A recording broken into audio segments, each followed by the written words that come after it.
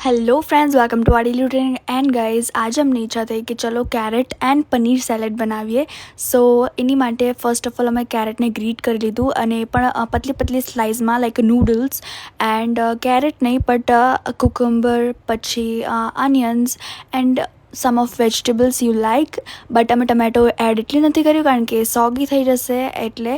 And then પછી પનીર સોટે કરવા માટે પેનમાં થોડું બટર એન્ડ પનીરને થોડા નાના નાના ટુકડામાં કટ કરીને એડ કરી દેવાનું છે અને સાથે સાથે પેરી મસાલો નાખવાનો છે। આફ્ટર ધેટ ચીલી ફ્લેક્સ નાખી દેવાનું છે। જો તમારી જોડે ઓરેગાનો હોય તો તમે ઓરેગાનો પણ એડ કરી શકો છો, બટ અમને થોડું સ્પાઇસી ખાવું હતું એટલે અમે ખાલી ચીલી ફ્લેક્સ એડ કર્યું છે।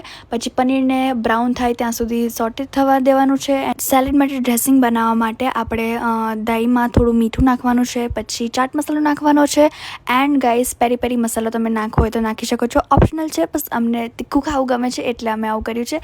એન્ડ ગાઈઝ પછી થોડી વાર રહીને અમે ઉપરથી એડિશનલ પીઝા સિઝનિંગ પણ નાખ્યું હતું, so you can add also that. And પછી અમે લોકોએ કેરેટ નાખી દીધું, જે સ્લાઇસ કેરેટ હતું એકદમ પતલું પતલું, અને પછી કુકુમ્બર નાખી દીધી। એન્ડ ગાઈઝ કુકુમ્બર ખીરા કાકડી ના લેતા, નોર્મલ વાળી કુકુમ્બર લેજો।